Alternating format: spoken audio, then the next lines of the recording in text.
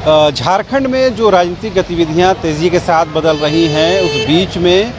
कहीं न कहीं खबरों के कन्फर्मेशन में देरी हो रही है। अभी कुछ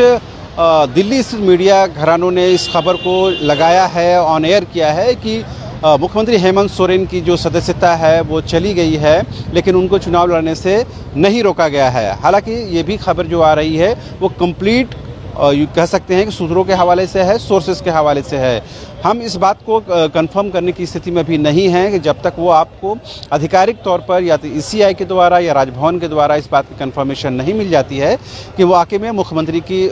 जो सदस्यता को लेकर क्या कुछ अंतिम निर्णय हुआ है। इस वक्त हम मौजूद हैं झारखंड राजभवन के पास, जहां की सीधी तस्वीरें आपको दिखाएंगे। ये तस्वीरें देखकर आपको अंदाज़ा लग जाएगा कि आमतौर पर राजभवन जैसा नज़र आता है, इस दौरान भी वैसा है, जहां पर कुछ भी आपको ज़ाहिरी तौर पर कोई एक्टिविटी बदलती हुई नज़र नहीं आएगी। लेकिन आपको दूसरे तरफ हम दिखाएंगे जो मीडिया का बड़ा एक जमावड़ा है। ये जमावड़ा देखकर आपको अंदाज़ा हो जाएगा किस तरह से दूर दराज के जो मीडिया है घराने हैं, जो बड़े मीडिया हाउसेस हैं, उनके प्रतिनिधि यहाँ पर पहुँचे हैं और वो कहीं ना कहीं ये बताने की कोशिश कर रहे हैं कि झारखंड में और खासकर राजधानी रांची में कुछ ऐसा उलटफेर होने वाला है जिससे पूरे झारखंड की जो राजनीतिक परिदृश्य है वो बदल जाएगा। हालांकि जो भी खबरें चल रही हैं वो आधिकारिक नहीं हैं, कंफर्मेशन उसकी नहीं है, सूत्रों के हवाले से चल रही हैं। और कल से हम लोग ये कह रहे हैं कि सूत्रों के हवाले से जो खबरें चल रही हैं उसकी कंफर्मेशन, उसकी आधिकारिक पुष्टि के लिए थोड़ा इंतज़ार करने की ज़रूरत है। लिहाजा वो इंतज़ार अभी बना हुआ है, क्योंकि जब तक राजभवन की तरफ से ये कोई बात कंफर्म नहीं होती है या इलेक्शन कमीशन ऑफ इंडिया की तरफ से या फिर झारखंड के जो विधानसभा अध्यक्ष हैं, स्पीकर हैं, उनकी तरफ से कोई बातें अगर सामने नहीं आती हैं तब तक वो बातें स्पष्ट नहीं हो सकती हैं, आधिकारिक नहीं हो सकती हैं, ऑफिशियल नहीं हो सकती हैं। लिहाजा सुबह से ही आप देख पाएंगे कि झारखंड राजभवन के पास मीडिया का जमावड़ा है। और आज जिस तरह से यूपीए की बैठक हुई उसमें गहमा गहमी रही। तस्वीरें हम आपको दिखाते रहना चाहते हैं ताकि आपको अंदाज़ा लग जाए कि किस तरह की यहाँ तस्वीरें हैं। जो आमतौर पर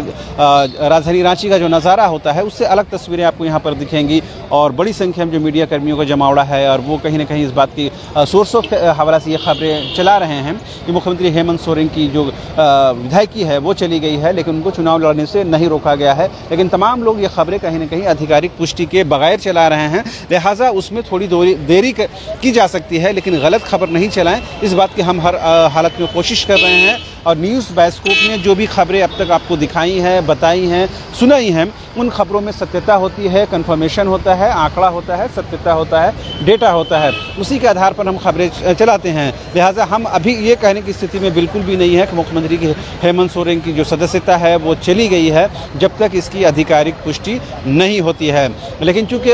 राजनीति में संभावनाएँ लगी रहती हैं, लिहाजा संभावनाओं के आधार पर पक्ष और विपक्ष के जो लोग होते हैं वो अपनी बातें कहते हैं।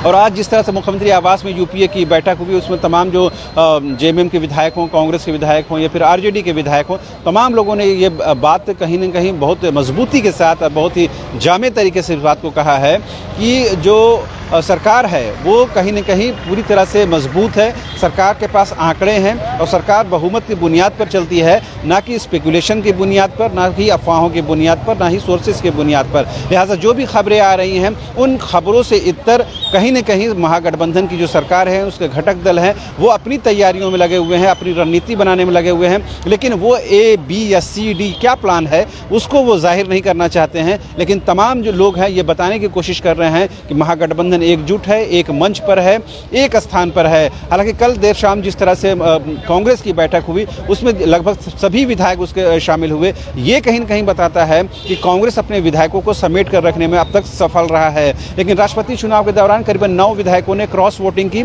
जिसकी वजह से कांग्रेस के अंदर इस बात की हलचल है कि हो सकता है कि अगर राजनीतिक परिदृश्य बदलता है तो ये जो विधायक हैं हो सकता है कि पलटी मार सकते हैं। लिहाजा यही वजह है कि सीएलपी लीडर आलमगीर आलम लगातार तमाम विधायकों से संपर्क कर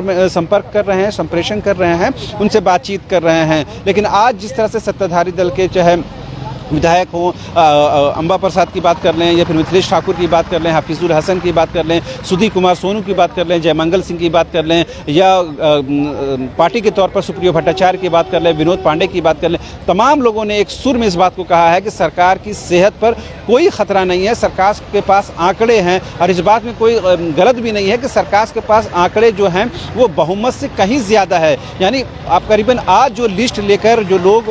मुख्यमंत्री आवास में बैठे हुए थे उसमें 48 विधायकों की सूची तैयार थी, यानी वो 48 विधायक वो कंफर्म है कि ये विधायक हमारे साथ हैं। लेकिन जो सत्ताधारी दलों की तरफ से ये कवायद की जा रही है कि हमारे पास 50 विधायकों का समर्थन प्राप्त है, लिहाजा वो देखने वाली बात होगी जब फ्लोर टेस्ट की नौबत आती है या फिजिकल अपीयरेंस की बात आती है, तब उन विधायकों को किस तरह से हम सामने ला सकते हैं। लेकिन एक बात जो ख़ास तौर पर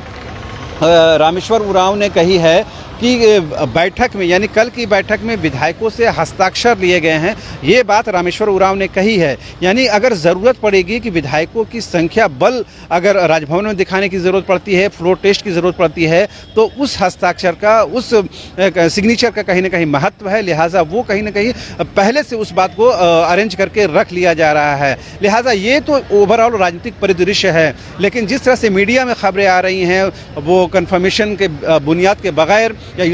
सोर्सेज के हवाले से या सूत्रों के हवाले से, उस बात की हम अब कंफर्मेशन नहीं कर सकते हैं। जब तक हमारे पास कोई आधिकारिक पुष्टि की बात नहीं आती है तब तक ये कहने की स्थिति में हम नहीं हैं कि मुख्यमंत्री हेमंत सोरेन की सदस्यता चली गई है, उनको चुनाव लड़ने से रोका गया है या चुनाव लड़ने की परमिशन दी गई है। ये जो भी बातें हैं वो प्रॉपर चैनल आनी चाहिए, वो प्रॉपर तरीके से आनी चाहिए, उसके बाद ही इस तरह की खबरों का कोई महत्व रह जाता है। एक बार फिर से हम तस्वीरें दिखाएंगे राजभवन के आसपास की तस्वीरें, क्योंकि ये तस्वीरें देखकर आपको अंदाज़ा लग जाएगा कि किस तरह से झारखंड राजभवन के पास जो मीडिया का है, न सिर्फ झारखंड के जो मीडिया हैं बल्कि जो दिल्ली के बड़े हाउसेस हैं, मीडिया घराने हैं, वो भी यहाँ पर पहुँचे हैं और कहीं ना कहीं इस बात को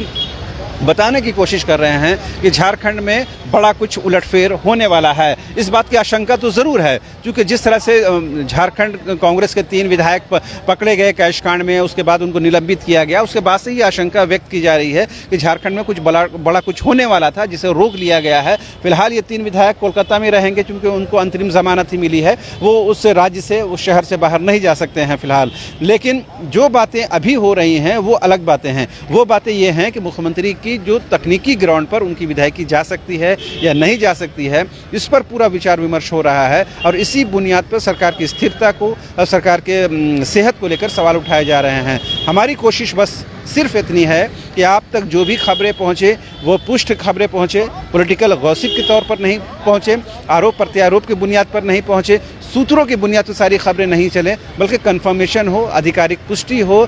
ऑफिशियल उसके बाइट्स हों, कुछ डॉक्यूमेंट्स हो, उसके आधार पर ये खबरें चलें, तभी उस खबर का कोई महत्व रह जाता है, उसका कंफर्मेशन का कोई महत्व रह जाता है। फिलहाल मुझे और मेरे कैमरा पर्सन संजय को दीजिए इजाज़त। नमस्कार।